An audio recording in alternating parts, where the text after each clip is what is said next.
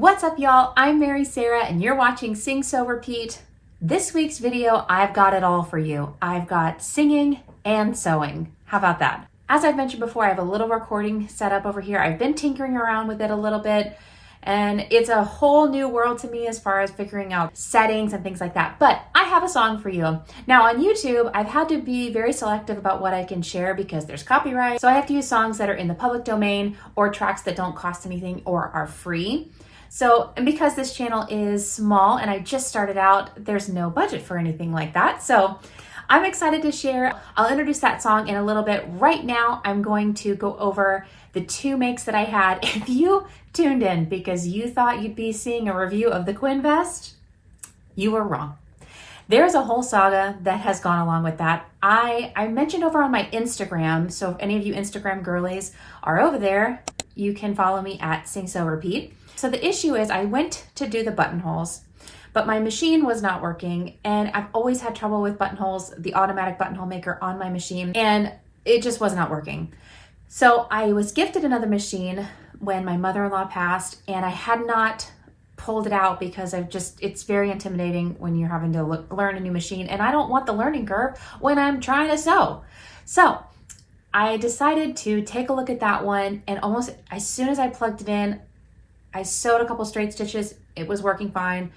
Then I tried the automatic buttonhole maker and no go. So I go over to a local repairman. I take him my first machine and I'm like, look, I can give you one of them. I can't give you both. So can you just let me know what's going on? And he was so kind. He looked at it before I even turned it over. And he's like, I just want to make sure that, before I write up a work order, he's like, this looks like it's working fine. I don't know why it's not working. So I'm like, well, let me go get my other machine and I'll bring it in and then you can tell me. Because I didn't want to be left without a machine, right? So I take in my other machine. It immediately starts working as soon as he plugs it in. Makes a buttonhole fine. And I'm like, excellent. All right. So I get charged nothing because he didn't have to take it in and take it apart or anything. But then I bring it home and I put my vest in to do a buttonhole. Doesn't work. I think the fabric is too much for it, or it's too thick, and it's not even that thick. It's like lightweight denim, but it's 2 layers and one of it's interfaced. So I don't know. I'm going to call the guy back and see if he has any suggestions, but his point was, look, they're not great machines. They're kind of lower cost machines. So you could spend the money for me to look at it, but you almost might be better served to put that toward buying a new machine. So I don't have buttonholes. I'm going to look at possibly, have any of you ever done this? Doing handmade buttonholes? Or maybe I could figure out how to do the zigzag stitch. I don't know. I don't even know why I'm saying this because I don't know if I'm going to do it. But as of right now, I have no buttons. Now, though, I did make an update. I think I did put this on the Instagram reel as well. I changed my mind again about the buttons. I know I told you I was going to do the tortoiseshell buttons. No, did not. I ended up going to Hobby Lobby because I didn't like one of those. And these are the ones that I came up with. Just making sure that you can see them. So I'm going to do these instead. I love them. They're like little lions. They're little antique gold. When I laid them on there, I just think they look better. So as soon as I can figure out how to get the buttons on, I will get to that. Okay. Now, after that, I think I said also last week that I need some wins. I need some makes that are quick and fast, and I feel like I've accomplished something. It's something that's wearable. I'm excited about it. It doesn't take forever to try to fit it to me, and I did it. I chose 2 patterns this week, 2 Pattern Emporium patterns this week, and I sewed them up, and oh my word, they were so fast. I'm going to go ahead and review those now, and we'll get into that. I think I have not been as thorough on the pattern reviews as I really could be, so I'm going to try to remember to do that and talk about my measurements and the sizing, because when I have looked at reviews online, I'm looking to know what are their measurements, how did they fit into the size range before I even sew it up. So I will try to remember to do that. This is the first one. I sewed up the Spill the Tea. I'll show you that here.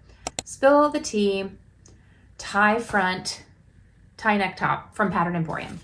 This was one of their newest ones. I think this is the newest one. So I sewed it up in this rayon challis that I got from Fabric Mart Fabrics, of course. And I Love it. I did the straight size 12. So my measurements are, I'm a 36.25 upper bust, 36 bust, 30.5 inch waist, and a 40.5 inch hip. And I just did the straight size 12. First of all, this is the first time I've ever worked with rayon challis, and while it is gorgeous and amazing, it is so hard to sew with. Like the pins fall out, it's slippery. Oh, but living in Florida, I am just gonna be so grateful for this. Like it's already, I tried it on, I tried the skirt on. Oh, it's so lovely. It's just flowy and airy and breezy. I totally understand why people sew with this. Now, I did the version, let me make sure I have this correct. Straight size 12, I told you that. There are 2 lengths for the tie, and I did the one that it would not be tied into a bow. So I didn't want the bow, but I definitely wanted like the tie, and it's just tied over like this. And then I did the cap sleeve version, and I did shorten it by 2 inches. So on the pattern, I think there was maybe a regular and a tall length, cutting length. And I just went up 2 inches from the highest cutting length because I know my proportions now, and I know kind of like where I like blouses and things to sit. So I knew I wasn't gonna like the length of it. So I went ahead and just cut it off a little bit. Now, the only thing I would do different next time is I'm a bit broad in the shoulders. Like I have like, you know, just a lot of arm. And I would like it to fit a little bit looser. It feels like when my arm kind of lays down, I feel like it just kind of tucks in around and like pulls a little bit. So I'm wondering if a modification I could do is just increase this up here in the shoulder and then thusly increase this part of the cap sleeve.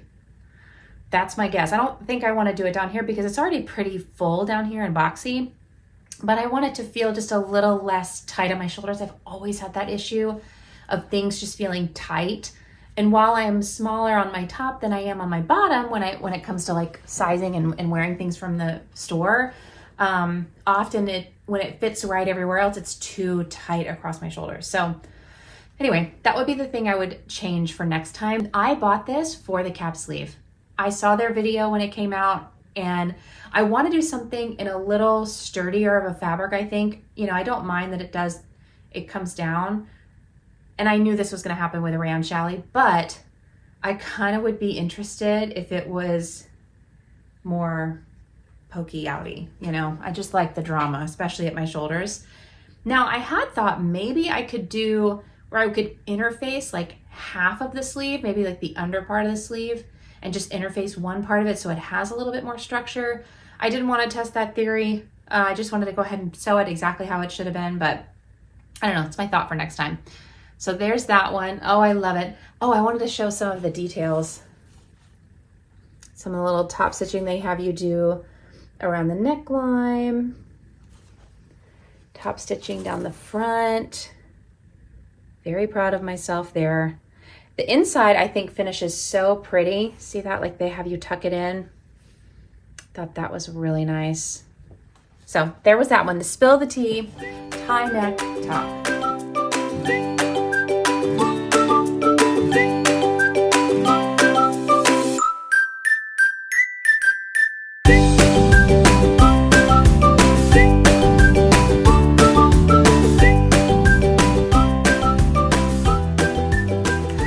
That with the Easy Does It skirt.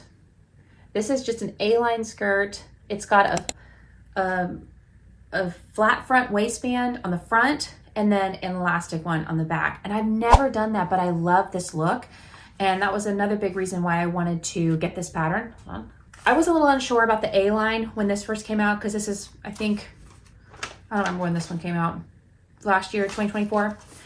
I was a little unsure, but I think because of the flowiness of it, I think it works. I tried it on and I love it. I sewed the straight size 12 on this one too. I didn't do any side splits. I did the T length. And the only thing I have left to do is hem it. I haven't hemmed it yet, so we still got some stuff hanging off there. And I haven't secured the pocket up here. I'm trying to decide how they have you do that, because there's a front facing.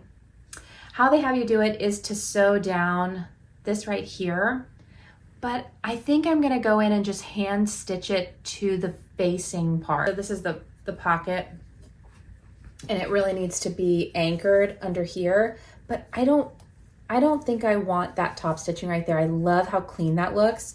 So I'm gonna go in and just secure it to the facing and just hand stitch that. So that's what I'm gonna do with that. But it does have pockets. Like I said, I didn't do the side splits, I think because I don't like side splits unless it's a straight skirt. So if it was more straight, I would do the side splits, but I think when there's side splits and it's an A-line, I just feel like there's a lot of flapping around and I just don't love that. So.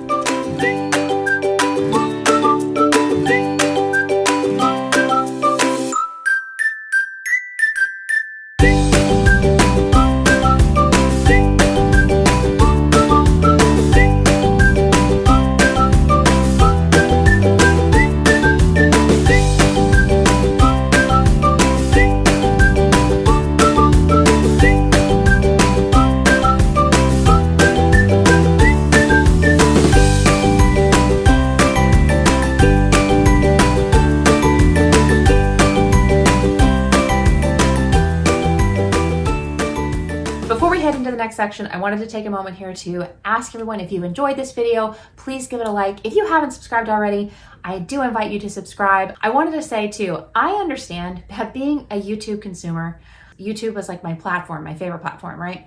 I understand that if you're on your phone, you have to, and you're watching it, maybe landscape, you're gonna have to turn your phone. You're gonna have to hit like, it's gonna interrupt your flow. Usually I'm doing it while I'm multitasking, like I'm either working or I'm cleaning the house or I'm making dinner or something. It's gonna be a huge inconvenience. But if you could take a moment, turn your phone, click that like, I greatly appreciate it. I've also seen that a number of you watch from your TV, okay? How you can like the video watching from your TV, I don't know, you guys get a pass. And then there's some of you also that watch from your desktop. I love watching from my desktop. It's so easy. You just like roll your mouse over there, click like and subscribe. Easy peasy. All right, next up, we're moving into music. I know I've mentioned before that I was a professional singer for a number of years. I worked in and around Orlando mostly. I did do a 1-year contract up in Pennsylvania in Lancaster County, and don't even get me started on how much I love Pennsylvania. I love it so much, I almost feel like I'm from there. Anyway, I sang in a lot of groups in Orlando, and one in particular was a dream come true for me. I sang at Walt Disney World, in Epcot, in the Voices of Liberty, singing in the American Adventure. And if you want to see me in action in that group, I've got a couple videos linked down below that you can go follow, and you can see me when I was singing with them. And as I've said, I started working on recording music here at home. I'm still working out the tweaks and the bugs and all that, but I do have a song prepared for you, and I'm so excited to share it. It's also going to be in a playlist, so if you just want to listen, you can go over there, and you don't have to weed through all the sewing and pattern reviews and stuff. The song I have for you is Amazing Grace. It's an old hymn. Maybe a lot of you might have heard of it. But it's a great song, just a beautiful classic hymn. And I'm gonna go ahead and let that play. So I'm gonna sign off now. Thank you again for watching and thank you for listening. And I'll see you next week.